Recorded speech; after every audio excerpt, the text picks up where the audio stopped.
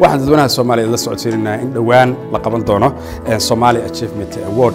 Somali Achievement Award waxa la qaban doonaa hadii la yiraahdo bisha December ee sanadkan. Inta badan Somali Achievement Award waxa dadweynaha Soomaaliyeed lagu siiyaa hadiyado iyo waliba award dadkii mutaystay, dadkii wax qabtay, dadkii bulshada wanaag horseeday iyo guud ahaan hay'adaha firfircoon ee ummadda Soomaalida u shaqeeya guud ahaanteed. Waxa xafladii sanad walba hay qaban jirtay ee abaalmarinta ahayd ee la siin jiray abaalmarinta la siin jiray dadka kala duwan ee wax ku soo kordhiyay bulshadeena ama ururadii wax soo qabtay ee dadku soo dooran jireen meel kastaba UK iyo waddanka dabadiisaba ha ka maqnaanina Somali Achievement Award abaalmarintii kaalaya xafladda 10 December ka dhacayso Greenfield.